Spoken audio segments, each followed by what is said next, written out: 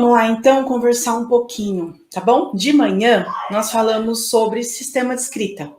O que é o sistema de escrita, como ele funciona, enfim. Só me dá um ok se vocês estão me ouvindo. Tá saindo meu som aí de boa? Eu ainda não domino esse negócio de transmissão ao vivo. Eu vou virar uma coordenadeira youtuber um dia. Vocês estão me ouvindo? Tá tudo ok aí? Coloca um... Tá. Érica, tudo bem? A última que entrou, vocês estão me ouvindo? Jaque, boa tarde, Jaque, Verônica. Verônica, beleza, Verônica, obrigada.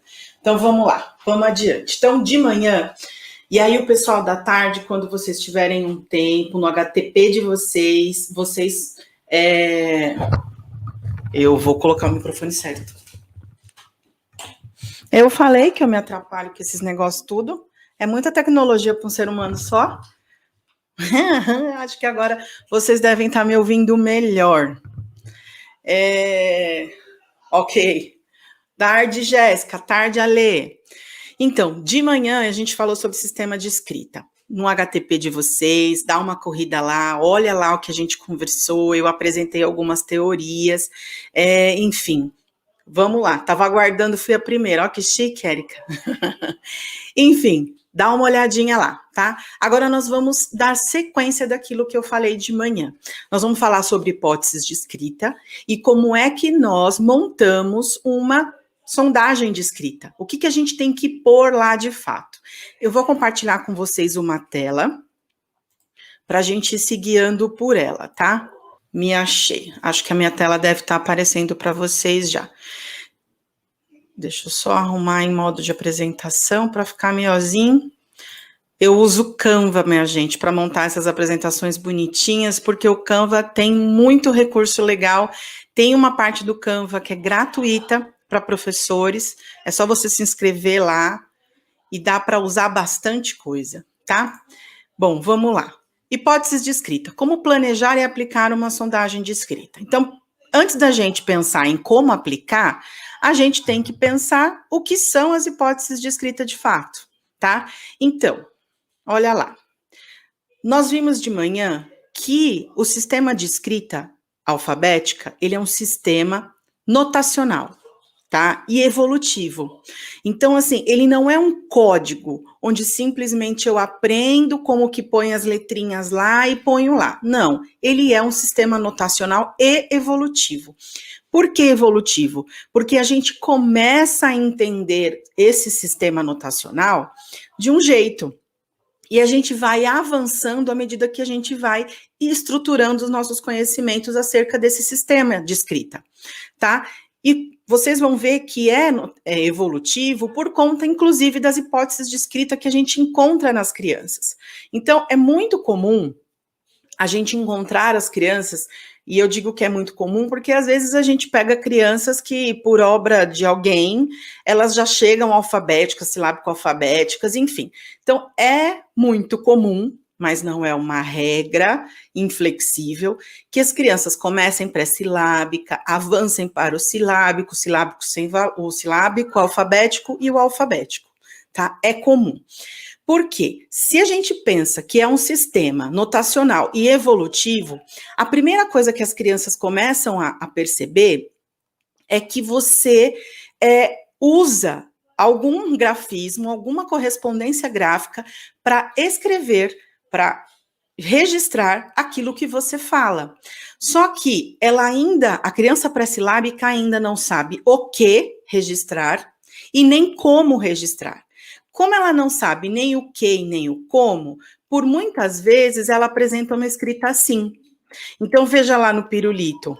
Ao invés de usar letras, elas usam símbolos. Tá vendo? O pirulito, a bala, o sorvete, o pão. Aí, quando as crianças já sabem que se usa letras, elas vão aqui para esse da Samile, esse aqui do ladinho direito. Elas vão e elas registram dessa forma. Já usam algumas letras, mas não tem nenhum objetivo ali, não coloca a letra que pertence à palavra de verdade. E a gente tem outras que mistura letra cursiva com letra bastão, que é o caso da Fernanda aqui. Tá vendo? Ó, Olha o pão dela, bala. Então, ela não se preocupa com o que vai registrar e nem com como vai registrar. Ela simplesmente faz uma marca gráfica. Isso é pré-silábico, tá? Por que que é pré-silábico?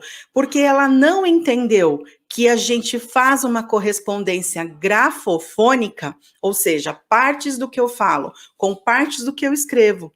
E nesse momento, a leitura das crianças é muito importante, porque na hora que você fala para ela assim, o que você escreveu aqui? Ela vai ler pão. Só que aí ela vai ler e vai fazer isso aqui, pão. Aí você fala, o que você escreveu aqui? Ela fala, pirulito. Aí ela não marca a leitura, desculpa, ela não marca a leitura.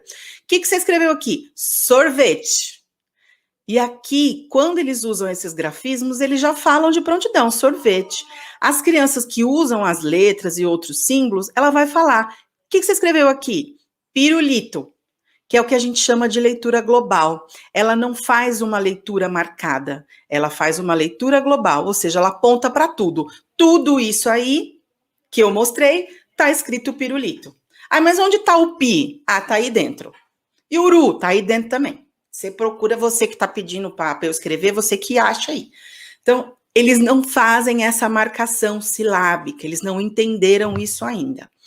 A gente tem, quando a criança começa a perceber que ela fala em pedacinhos e que ela tenta ajustar esses pedacinhos ao que ela está falando do que ela escreveu ali.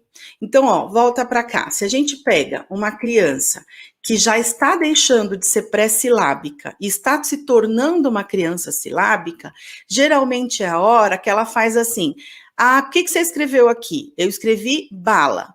Tá, então lê para mim. Ela faz assim, bala. E todo esse resto aqui, geralmente elas vão lá e apagam. Tá? Por quê? Porque ela coloca uma letra para cada sílaba, que é esse caso aqui, ó. Ó, este menino, pão. Como o pão é um monossílabo, ele faz essa leitura aqui, pão. Olha aqui o pirulito, pirulito. Tá vendo? Eles fazem essa marcação. Esta fase, gente, de hipótese silábica é uma descoberta gigante para as crianças, porque é a hora que eles começam a se preocupar com o que e o como. É a hora que eles dão esses indicativos de que eles estão se preocupando com isso. Tá? Então, é muito. Quando a gente fala o menino tá silábico, isso é top das galáxias, porque o cara já sabe muita coisa. Ele já entendeu que partes do que eu falo corresponde a partes do que eu escrevo. Que é isso que tá aqui, ó. Após notar, ou seja, escrever determinada palavra, as crianças tendem a pronunciar a palavra, é uma tendência, tá? Tendem a pronunciar a palavra dividindo-a em sílabas, buscando a correspondência oral. Tá? Então, é uma tendência deles e é a hora que eles começam a avançar. É a hora que eles começam, bala, sobrou coisa, eles vão lá e apagam. Por quê? E eles apagam porque eles entendem que aquilo não precisa mais. Veja a diferença do cara pré-silábico, que ele vai fazer a leitura global. Quando ele faz a leitura silábica, do jeito que eu mostrei para vocês aqui, ó, sorvete. Na hora que ele faz esta leitura, ele está refletindo muitas coisas. Primeiro que ele já entendeu que a gente faz uma correspondência de partes do falado com partes do escrito. E aí, a Emília Ferreiro, quando escreveu Psicogênese da Língua Escrita, que é esse bonitão aqui, eu trouxe o meu armamento pesado, que é esse bonitão aqui, quando ela escreveu, ela não colocou que os caras dividiam entre silábico com valor e silábico sem valor. Arthur Gomes de Moraes fala que essa organização foi feita mais ou menos aqui no Brasil, como todo jeitinho brasileiro, porque foi percebido que tem criança que vai colocar só a quantidade, que é o que o Arthur Gomes de Moraes chama de hipótese silábica de quantidade, O que significa isso? O cara não se preocupa quais letras, e sim quantas letras ele vai pôr para corresponder às partes do que ele fala. Então, veja aqui, ó, pão, sorvete, bala. São letras que não têm nada a ver com a palavra escrita, mas é uma marcação de escrita que diz muita coisa. Então, na hora que eu vou aplicar a sondagem de escrita, eu preciso pedir a leitura. Se eu não peço a leitura para o meu aluno, ele não demonstra o que ele sabe de fato sobre a escrita. E aí a sua sondagem não revela tudo que a criança sabe.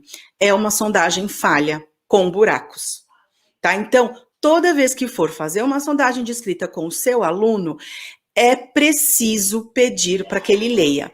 Mas aí eu vou dar primeiro todas as palavras e depois eu peço para ele ler. Não, você tem que ir palavra por palavra. Pediu para ele escrever pão, pede para ele ler o pão. Você escreveu pão aqui, lê para mim pão. Aí ele vai escrever pão, vai ler para você. Pão. Agora escreve para mim sorvete. Aí você vai esperar ele escrever sorvete. Lê para mim sorvete. Sorvete. Essa marcação aqui embaixo não é o que a criança faz, é o que o professor faz. Desculpa, gente. E aí tem um outro pulo do gato. Geralmente a gente faz essa marcação sem a criança ver. Por quê? Porque às vezes ele fica olhando a professora fazer essa marcação na frente dele e ele começa a fazer essa marcação mesmo sem estar na hipótese silábica. Porque como ele viu a professora fazer, ele acha que aquilo está certo e ele vai querer imitar. Então, o ideal é que mesmo que você faça essa sondagem de escrita e anote num papel à parte, deixa o seu aluno escrever, terminou, recolhe a sondagem de escrita dele e você faz as marcações aqui, porque são sondagens que vão para portfólio depois. Então, eu consigo levantar as informações. Ou eu posso colocar o papelzinho da minha anotação do lado dessa sondagem aqui que foi feita, tá? Então, ó, aqui o cara não se preocupa com quais letras, ele se preocupa com quantas letras, mas ele já faz uma leitura e uma escrita silábica, tá? Quando a gente vai para cá, o cara ele já começa a se preocupar com a qualidade disso. Que qualidade, Vanessa? É colocar as letras que correspondem à parte que eu tô falando. Então, por exemplo, veja aqui o pirulito, ó, pirulito, tem a vogal de cada sílaba. Isso quer dizer que ele já se preocupa com a qualidade daquilo que ele está escrevendo. A Emília Ferreiro chama de quantitativo e qualitativo. Aqui nós chamamos de sem valor sonoro, com valor sonoro, tá? Então essa é a hipótese silábica. Essa hipótese é uma belezinha. Quando o cara já chegou aqui, se a gente conseguir fazer as intervenções corretas, o cara anda muito rápido. Tá, aí depois disso, eles começam, quando eles já estão silábicos com valor, eles já começam a entender que uma letra para cada sílaba não é o suficiente, porque ele já viu você escrever, a família dele escrever várias vezes, ele vê que aquilo não é suficiente. Aí o que ele começa a fazer? Ele começa a enfiar mais letrinhas. E aí a gente, de repente, enquadra algumas crianças que colocam mais letras aleatórias, que nem sempre são as consoantes que correspondem àquela palavra. Às vezes ele coloca aqui, por exemplo, ó, aqui, bicicleta, tá? Já é uma escrita silábica alfabética, por quê? Porque o cara já está se aproximando da escrita, da notação correta da palavra, que é o bicicleta. Tá? O peteca, ele omite algumas letras, mas grande parte da palavra peteca ele já colocou. É porque o P da peteca, o PE, às vezes eles acham que só o P já dá conta, por causa do nome da letra, P. Aqui, corda, bola, já tá alfabético aqui, e a Lúcia joga peteca, tá vendo? Ó, joga peteca. E aí ele não repetiu o que ele usou aqui, tá vendo? Agora veja só. Esse cara aqui, ele é o cara que está silábico alfabético. E ele precisa ser provocado para que ele consiga entender que tem mais letras ou que conforme a gente conversou de manhã, existe algumas coisas que os nossos alunos precisam saber sobre o sistema de escrita. Se você assistir o videozinho da manhã, você vai ver. Eu até trouxe para o pessoal um decálogo de coisas do sistema de escrita que a gente precisa ficar atento para ensinar aos nossos alunos. Nós não vamos ensinar o decálogo, nós precisamos saber desse decálogo que o Arthur Gomes de Moraes coloca neste livro aqui, para que a gente consiga fazer a leitura do que o nosso aluno sabe. A gente coleta indícios daquilo que ele sabe sobre o sistema de escrita. Então, é interessante que eu saiba onde ele está e como ele está. Agora, olha só. O cara está silábico alfabético, ele faz uma escrita dessa. A grande parte das letras ele já coloca com a sonoridade correta, tá? Então ele vai errar, por exemplo, no si da bicicleta vai um S, esse tipo de coisa. Quando ele faz essa escrita, ele já está silábico alfabético. Por quê? Porque ele já pensa no como. Como o quê, Vanessa? Como escrever, como eu represento corretamente aquele som que eu estou falando, aquela pauta sonora, né, que a gente viu aqui, ó. No silábico, os caras ainda não sabem que a pauta sonora existe, eles ainda não sabem que partes do falado correspondem a partes do escrito. Quando o cara chega aqui no silábico alfabético, ele já entendeu isso. Então, veja só. Essa daqui é a escrita que a gente viu dos carinhas pré-silábicos, tá? E mesmo dentro dos pré-silábicos, veja o quanto que eles já avançam. Esse pré-silábico tá de um jeito, o cara tá fazendo símbolozinhos. Aqui ele já coloca letrinhas. Aqui ele coloca letras e números. Aqui ele já coloca letras, que ele aprendeu letra cursiva, tem uns símbolozinhos aí no meio, mas enfim, dentro da hipótese pré-silábica, eles expressam vários saberes, não é uma coisa fixa. Por isso que a gente tem que entender o que é pré-silábico, porque aí a gente consegue dizer, esse cara é pré-silábico do mesmo jeito que esse também é, e esse, mas são escritas diferentes.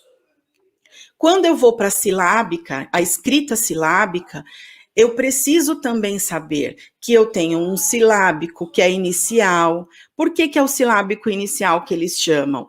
Porque é a hora que o cara faz assim, ele está tentando ajustar, mas ele ainda enfia, ele pega aquele monte de letra que ele escreveu lá no pré-silábico, e aí ele pega aquele monte de letra e tenta dar sentido naquilo. Então, por exemplo, ó, o sorvete. No mínimo ele fez, ó, sor é o L, E, V, sorvê, aí tinha esse monte de letra aqui, ele falou, mano, vou dar um jeito nesse negócio que é T, sorvete, pronto, resolvi o problema da minha professora que tá mandando eu ler esse negócio aqui. Então, isso aqui é, sei lá, uma fase silábica inicial.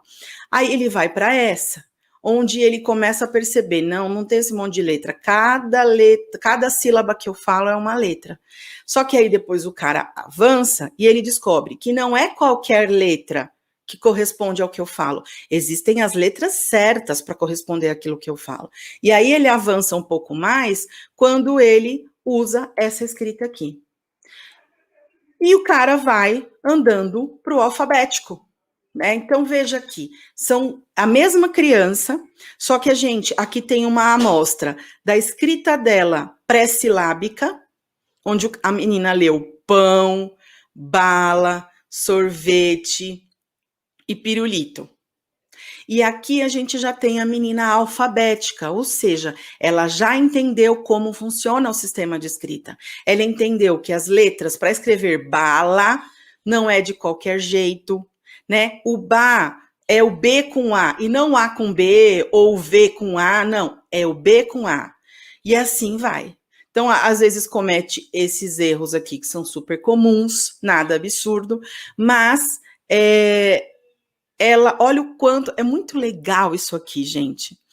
Quando a professora tem essa chance, é muito legal fazer isso, inclusive mostrar para as crianças. Eu costumava fazer isso quando eu estava com o primeiro ano, ou às vezes quando eu pegava outros anos ciclos e eu tinha que trabalhar a alfabetização. Eu pegava a primeira sondagem de escrita e guardava.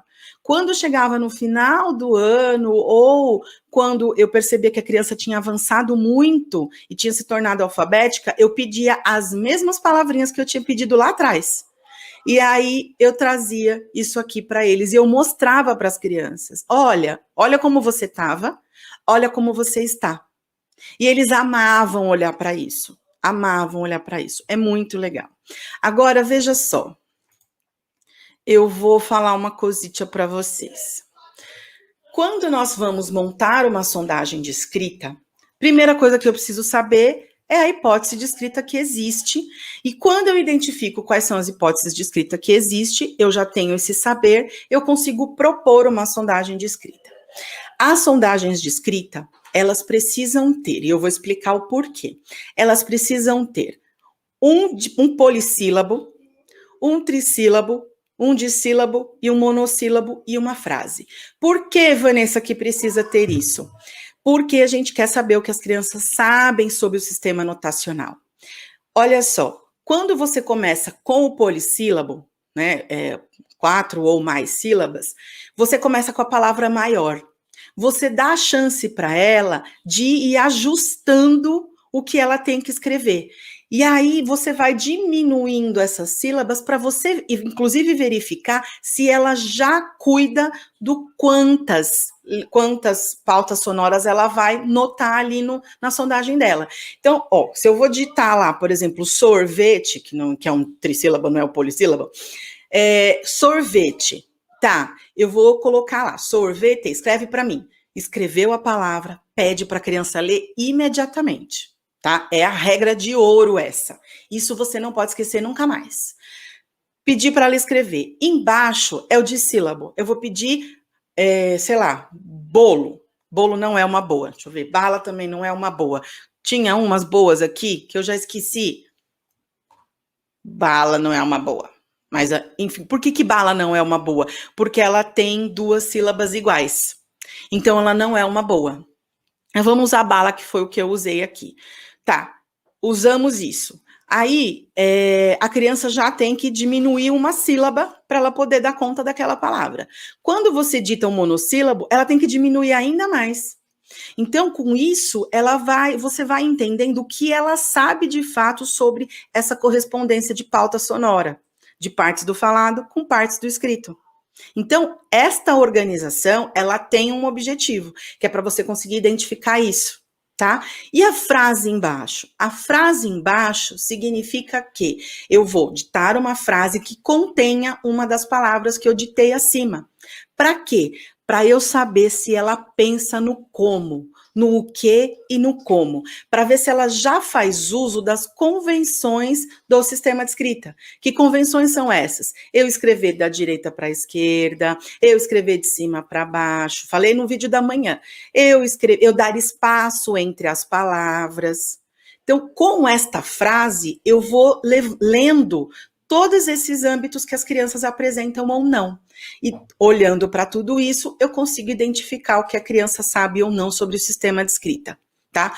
Identifiquei o que a criança sabe sobre o sistema de escrita, fiz a minha sondagem. Faça sondagem de um aluno por vez, tá? Pediu para escrever, pede a leitura. Escreve, lê, escreve, lê, escreve, lê, não esquece isso. A marcação de leitura, quando é pré-silábico, a criança vai fazer aquela leitura global que eu mostrei. Quando o cara é silábico, e aí tem todos aquelas opções que eu coloquei ali. Ele vai ajustar o que ele leu com o que ele entende, fazer o ajuste de pauta sonora. Partes do falado com partes do escrito, tá? Isso é um ajuste de pauta sonora. Ele vai fazer isso. Na frase, ele vai fazer a mesma coisa. E aí tem umas falas assim, ele é alfabético nas palavras, mas quando vai para a frase, ele é silábico alfabético. Gente, isso não existe. O cara é alfabético. Agora, quando ele vai para a frase, pode ser que ele ainda não tenha entendido as convenções do sistema de escrita. Então, ele ainda tem dificuldade para anotar, para escrever a frase, a ideia da frase. Então, o cara junta tudo, ou ele come palavra, ou ele esquece, ou ele junta, enfim, ele vai fazer ajustes, mas ninguém, quando está alfabético na lista, ninguém na frase vai regredir. Isso é uma coisa que a gente precisa limpar, tá? Isso não existe. O cara é alfabético, ele vai escrever alfabeticamente, só que com todas as variações que ele pode ter sobre a compreensão que ele tem ou não sobre o sistema notacional, que é o sistema de escrita alfabética, tá? Então, quando for montar a sondagem de escrita, é nisso que você vai pensar. Outra coisa muito importante, o mesmo campo semântico. Ai, Vanessa, o que significa isso? Por que eu tenho que usar o mesmo campo semântico? Porque você ajuda o aluno a pensar sobre. Porque quando você pensa no sistema de escrita como um sistema, você já entendeu que uma palavra não é só uma representação gráfica, ela pertence a um contexto. Né? Então, quando eu vou fazer uma lista de objetos de casa, da cozinha, ou quando eu vou fazer uma lista de materiais, uma lista de brinquedos, quando eu vou fazer uma lista do mesmo campo semântico, eu trago todas as informações que aquele aluno tem sobre aquele campo semântico em específico. Lista de animais, lista de comida, de fruta, entendeu? Isso é indiferente. Então, a gente precisa ter essa clareza, precisa fazer essa análise, tá bom? Para que tudo dê certo lá no final da sua sondagem de escrita, tá? Mesmo campo semântico, do polissílabo para o monossílabo, uma frase que contenha uma das palavras do campo semântico que você ditou e pede para a criança, escreveu, leu, escreveu, leu, escreveu, leu, escreveu, leu. Faça, veja como ele lê. Pede para ele pôr o dedinho aonde ele está lendo, porque ele tem olho no dedo, não é isso? É porque a gente precisa entender, precisa identificar o que aquele menino sabe sobre aquilo que ele está escrevendo.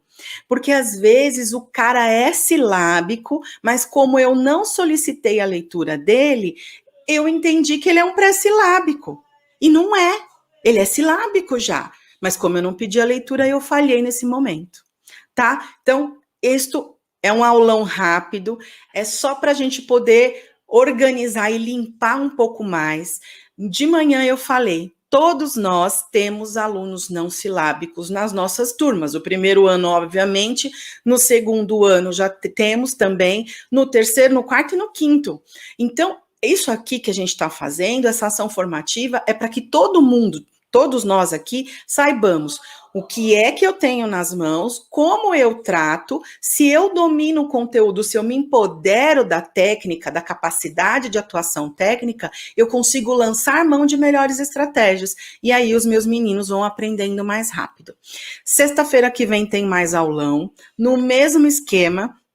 Eu vou levar para vocês agora alguns materiais sobre como eu faço para o meu aluno avançar. Só que eu já vou dizendo uma regra de ouro.